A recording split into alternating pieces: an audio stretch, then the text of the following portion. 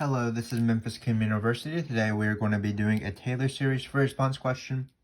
If you've seen our videos, we go from difficulty 1 through 10 in every single free response question topic, including, of course, Taylor Series. Today is a special day, or perhaps not a special day. We're doing difficulty number 10, so the hardest question of the hardest free response topic. Keep in mind that while this is difficulty number 10, I sort of did this after difficulty number 9 and 8. I believe that maybe perhaps those are actually more difficult. This one is just more annoying, probably. This is based off the most annoying AP exam I could find. So let's just see how it works, and you can be the judge of whether you think which one is the hardest out of difficulty 8, 9, and 10. So in this case, let's get going. So basically, we have our function here, f of x equals cosine of 3x plus pi over 4. And usually in these questions, if we had a special function like this, we would want to be able to plug in stuff. So for example, our special function could be, for example, cosine. And cosine's Taylor series, we know. It starts off with 1 minus, and then it's all the even powers. So it's 1 minus x squared over 2 factorial plus x to the 4th over 4 factorial minus x to the 6th over 6 factorial. And we usually employ these strategies whenever we have cosine sine of x e to the x ln of 1 plus x geometric series, because we memorize those Taylor series, so we're prepared to plug in things, for example, or to multiply by stuff. We don't go from one Taylor series. We don't use the Taylor series formula in those questions, as we've seen in our videos, I believe, difficulty number 2, difficulty number 5, difficulty number 8. But if we employ the same strategy, unfortunately, if we had our Taylor series of, for example, cosine, again, it's 1 minus x squared over 2 factorial plus x to the 4th over 4 factorial minus x to the 6th over 6 factorial, and so on. When we plug in 3x plus pi over 4, unfortunately, it wouldn't be as easy as normal because of this plus pi over 4. We would have to be employing trig identities to a very annoying thing. So it looks like in this case, we are stuck with going with the formula when we find p of 3 of x. So let's start that. So again, it is a Lagrange series. We are about x equals 0. So what we want to do is we want to write the Taylor series. And this is not going to be like our normal special function for response questions. We unfortunately have to take derivatives. So this has been enough of an intro. Let's go for it. So again, this p3 of x, no matter what it will be f of 0 plus f prime of 0 over 1 factorial. X to the 1 because it's about x equals 0, so there's no x minus a term because the a is 0. Then it'll be f double prime of 0 over 2 factorial, x squared plus f triple prime of 0 over 3 factorial, x cubed. So again, I'm not going from the Taylor series of cosine to my Taylor series directly. I am going to go from the formula from scratch. I'm going to do it the same way as I normally do. I'm going to list out the derivatives. I listed out the formula, and then I'll plug in those derivatives. So in this case, what we have to do, unfortunately, is take a bunch of derivatives. So the first one is f of 0. So all we're going to do is we're going to plug in 0 into this function. Keep in mind that we're going to need cosine and sine of pi over 4. But pi over 4 is 45 degrees in the first quadrant. So actually, both cosine and sine are both root 2 over 2. So keep in mind that they don't like to count off points for your trigonometry mistakes, but you don't want to miss a trig mistake multiple times. So in this case, when we plug in 0, we're going to get cosine of pi. That's just root 2 over 2. Cosine of pi over 4, sorry. Now we need to start taking derivatives. So when we take these derivatives, of course, we're going to be careful with the chain rule. It is calculus. So the derivative of cosine is negative sine. Negative 3 sine because the derivative of the inside is 3. I'm sure that if you're watching this video, you're pretty good with chain rule and things like that. So I'm not going to focus on them. So this is actually f of x, f prime of x. So what would be f prime of 0? Well, we would plug in 0 here. Again, we would get sine of pi over 4. Sine of pi over 4 is root 2 over 2. So then we have to multiply by negative 3. So in this case, it's negative 3 root 2 over 2. So as you perhaps see already, when we write our Taylor series, it's going to be quite ugly compared to our normal Taylor series because there's going to be a lot of root 2 over 2's everywhere. But that's not too terrible. Excuse me. So now I'm going to find f double prime of x. So to find f double prime of x, what I need to do is I need to employ the chain rule for this. So when I employ the chain rule, keep in mind that there will be a 3 times a 3 multiplying each other. So you're going to get minus 9 because there's already a 3, and then this derivative requires a chain rule. So basically what we're going to do is, as we take these derivatives, you just keep multiplying by 3, 3, 3, 3 every time. Derivative sign is cosine. So when we plug in 0 in this case, it looks like we are going to get, again, you get cosine of pi over 4, sine of pi over 4, that's root 2 over 2. So you're going to get negative 9 root 2 over 2. Now we're going to do the third derivative. So again, you multiply by another 3. But when you take the derivative of cosine, the negative goes away because the derivative of cosine is negative sine. So you're going to end up with 27 sine of 3x plus pi over 4. So that's going to be f triple prime of 0, which is what we want. Because remember, third degree is not the first 3 terms. It's up to the third degree, x cubed. So in this case, that's going to be 27 root 2 over 2. So now we're ready to write our equation. So in this case, what is f of 0? It's root 2 over 2. And then we're going to replace this. So again, why do I do it this way? It's so much easier to do all of your work sort of neatly, if this is what is considered neatly, but just listing out the formula and also the derivatives, and you just replace your derivative number with what you found. And you don't even need to simplify if you don't want to. So in this case, the next one is 3 root 2 over 2. If you want, you can write divided by 1 factorial, and then this will be times x, because it's the linear term.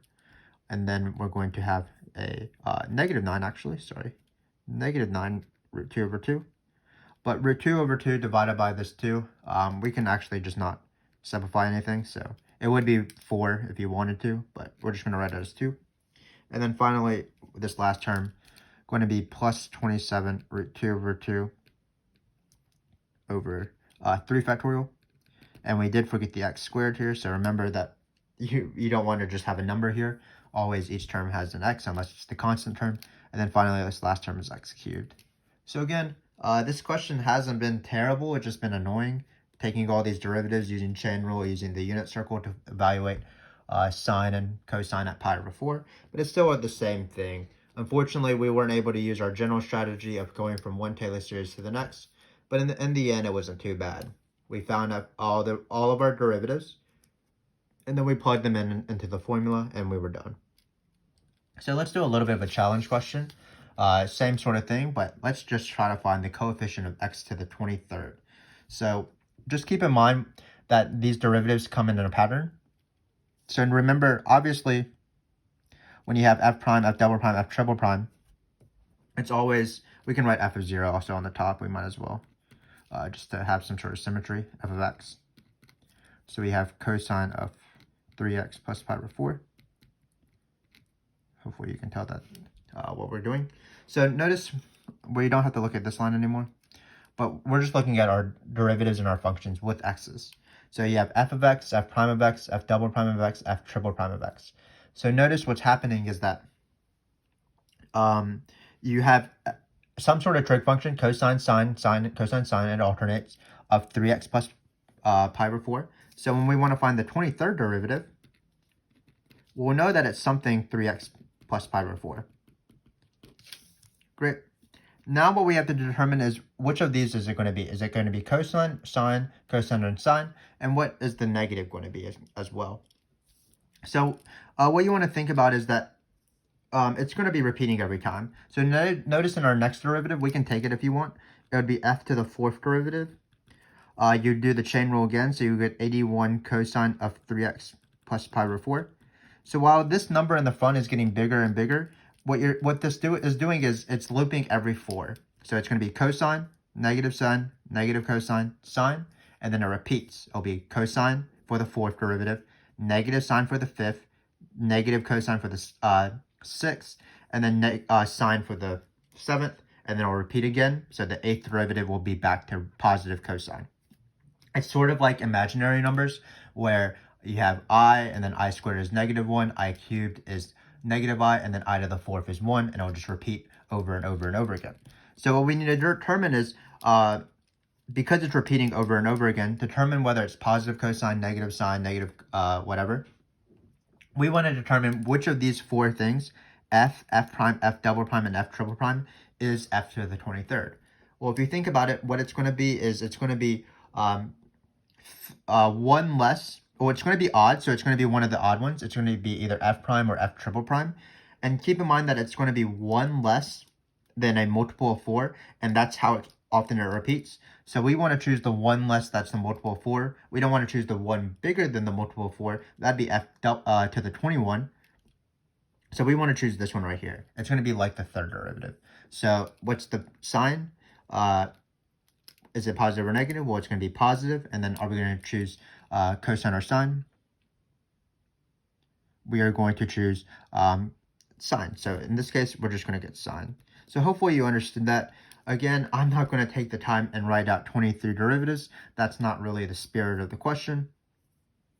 The spirit of the question is to determine which of these 4 functions is it like f to the 23rd, because it repeats every 4. So for example, let's say you wanted to find f of 82, the 82nd derivative of f. Well, 82, which of these 4 is it going to be like? F prime, or f double prime, or f triple prime? Well, 82 is even, so it's going to be either f or f double prime, because f is really f to the 0. And then it's not a multiple of 4, so you're going to choose the one that's not a multiple of 4, because all the multiples of 4 are like f of x. F of x, f to the 4 of x, f to the 20 of x, which makes f to the 23rd this, and for example, f to the 80 of x. So hopefully that made sense. We do have to account for, of course, the multiple of 3 or the power of 3, but notice that it actually matches the derivative number when we see these patterns. So when you have 3, you're raising it to the 1. The second derivative goes with 3 squared. The third derivative, sorry, I can't speak, goes with 27, 3 cubed, and so on. So in this case, our constant, of course, we're not going to multiply all of this out, but it will be 3 to the 23rd. So again, now that we have this, we are able to form the coefficient, because the coefficient is the same in every single x to the 23rd term. What it is going to be, of course, is f to the 23 of 0 over 23 factorial. So this is going to be the coefficient, and then we're just going to replace this with this thing right here. We're going to plug in 0. Sorry, this is f double prime of x, actually. So when we plug in 0 here, you're going to get 3 to the 23rd. No negative in front, because we determined that it's a positive guy, because it's like the third derivative. And then you get sine of pi over 4, which of course is root 2 over 2. And then we're going to divide by 23 factorial. So this is the answer. So again, this is like harder than normal, of course. Like it's not, for example, find the 6th degree, 6 derivative at 0, but you can see all the terms. In this case, it was a bit harder. We had to sort of conceptualize the question and sort of gain pattern recognition, determine how do you find the 23rd derivative when you're given just the first 4. What we recognize is that it repeats, and so you're able to relate the 23rd derivative with one of the first 4 questions, and you just slowly do that. So again, this question has been pretty difficult. This is theoretically difficulty number 10, but in these first 2 questions, they were both trying to find the Taylor series, or at least terms of the Taylor series, for this function cosine of 3x plus pi over 4, and we still employed general strategies. So hopefully you understood that even while this might be a little bit tricky, we were still able to eventually reach success in the end, which is always great. So now I'm going to flip to the next one. So we haven't actually talked about Lagrange Error Bound, but Lagrange Error Bound is similar to the error bound that we normally do. So what it is you take this term right here, f to the 1/9 minus p to the 1/9. And in this case, this was p3, by the way. So this was the third degree Taylor polynomial that we've computed right here.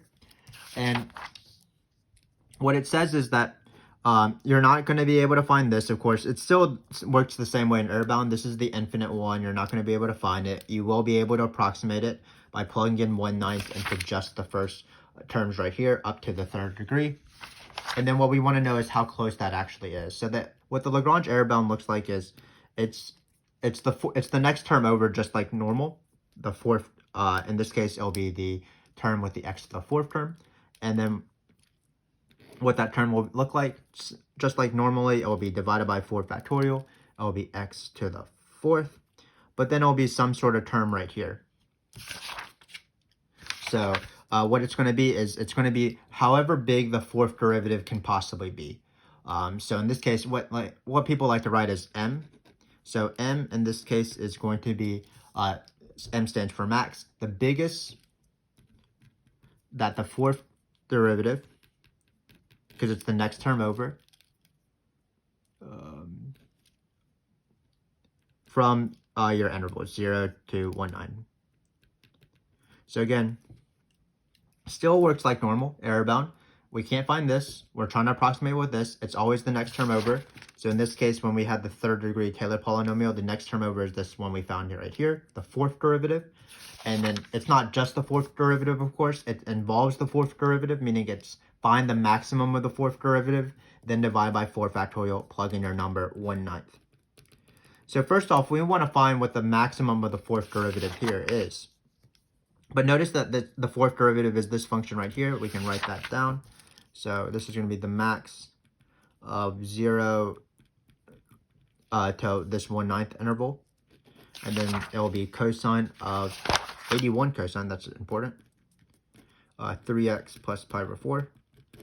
How did this 81 come about? It's because we did the chain rule multiple times. So we had 3, 9, 27, multiplying by 3 every time. So by the time we hit the fourth one, we have 3 to the fourth. And remember that cosine and sine obey the properties that because cosine is the x value on the unit circle, it can never be bigger than -1 or 1. So in this case, the maximum that it can be with absolute value is when cosine is achieved by 1. When cosine achieves 1. So it looks like the maximum of this entire function, the fourth derivative, will be 81. So then all we're going to do is we're going to place 81 with our m, 1/9 with our 4, and then we are done. So let's do that. So this error bound right here is going to be 81 over 4 factorial times 1/9 to the fourth. And well, 1/9 to the fourth is the same thing as 1/9 squared times 1/9 squared. And those 1/9 squared will cancel out with this. So this is the same thing actually as 1 over 24 times 1/9 squared, which is 1 over 81. And then what we have to do, of course, because we don't have a calculator, let's just multiply this out. Might be a little bit bad, but shouldn't be, might be a little bit annoying, sorry, but shouldn't be too bad. So let's do that. No shame in multiplying things on the side here. So you're going to get, of course, 4 and 32. 4 times 8 is 32. 0 to 16, it looks like.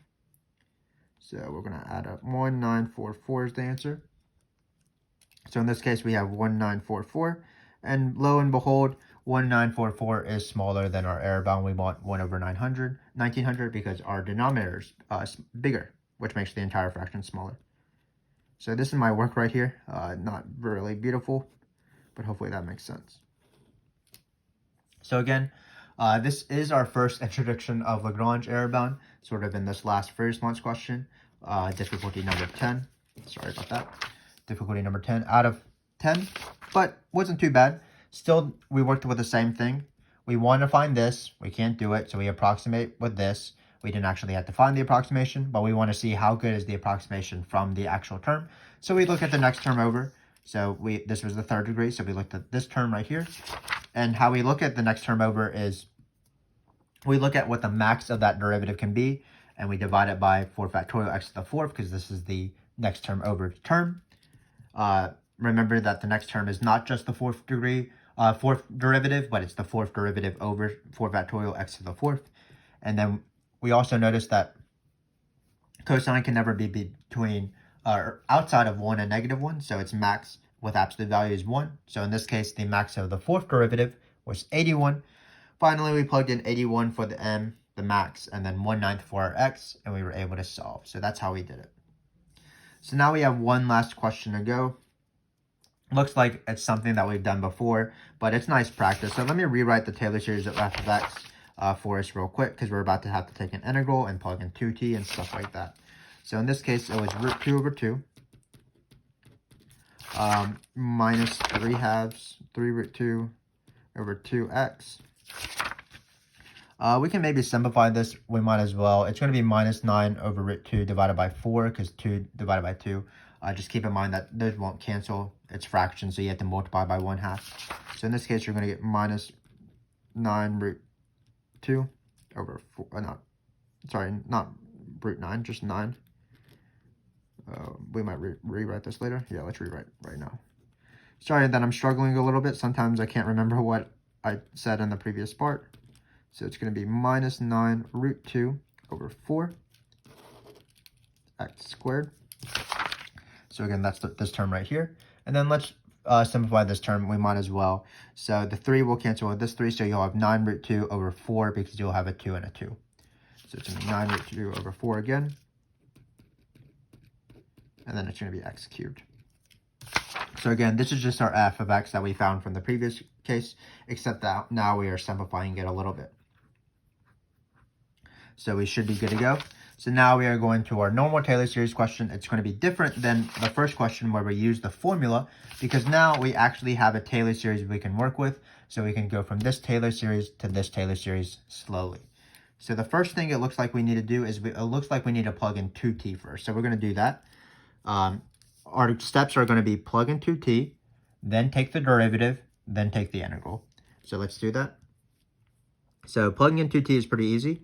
All you do is replace all your x's with 2t's. So it's going to be square root of 2 over 2 minus... Notice when you plug in 2t, these 2's will cancel, which are pretty nice. So we're going to be left with 3 square root of t times t. Again, I plugged in 2t for x. Then notice that when you plug in 2t, you have to be careful, like you're plugging in 2t squared, so the 2 is also being squared. That's really the main difference between plugging in something versus multiplying. So in this case, you're going to get 2 squared, which is 4, which is also still great because the 4 will cancel out with this 4, so it would be left without a fraction. So it'll be 9 root 2 t squared. Similarly, when you plug in this 2t into this, you're also cubing the 2, so be careful. So when you cube that 2, it will be 8. 8 over 4 is 2, and then you'll be left with 8 over 4, that's 2. 2 times 9 is 18, so it'll be plus 18 root 2 x cubed. T cubed, sorry, because we replaced the t with x. So this is my f to the t term. Again, we practiced this before. What's the difference between multiplying by x, for example? That would just be distributing it versus plugging in 2t, where in this case, when you plug in 2t, you do need to replace each of these x's with 2t, which means that 2 will be raised to the power as well. So now we have the easier step. Let's just take the derivative, term by term. This is a weird constant, but it's still a constant, so its derivative is 0. This derivative is going to be just this because the derivative of 5x is 5, for example. So it's going to be just minus 3 root 2. This derivative, we're going to drop it down, so it's going to be 18 root 2 times t. And then finally, this one is going to be plus 18 times 3. What is 18 times 3? That's the same thing as 9 times 6, so that's 54 root 2 t squared. And now finally, we don't have to do any other terms because we're about to take an integral, and that'll give me the third degree. So we're finally ready for g of x. That's going to be the integral of this thing that we just wrote. We can just rewrite it like this. It'll be f prime of 2t. Oftentimes, I could have written, of course, f prime of 2t, but it's easier to take the integral if I can just see it right there. So that's why I'm rewriting this. These technically have sort of ellipses. But again, we don't need any more because by the time we take this integral, it will be x to the third. This is an x, of course. So when you take this integral, it'll be minus 3 root 2 x. Then what's the integral of this? Oh, let's be careful, actually. Let's treat this as a t, because what's the integral of minus root 3 over 2? Well, it's just t.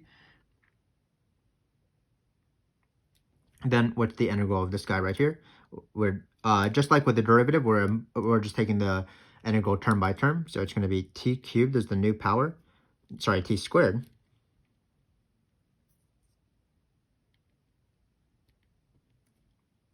And then what's the integral of 18? Then you divide by your new power, so then it'll be 9 root 2. And then this integral right here will be t cubed as the new power. 54 divided by 3, because you multiply by the reciprocal of the new exponent or divide by the new exponent. 54 times 3, I believe, is... what is 54 times 3? It's probably 18. And this is going to be our answer. So all we're going to have to do is plug in x and 0, and we are done, because all we're going to do is plug in x. But of course, when we plug in x, all the t's will go away, and you're just replacing the t's with x's. And then when you plug in 0, you'll get minus 0. So in the end, g of x is third degree Taylor polynomial. We'll write P3 of x is just going to be this guy right here with x's.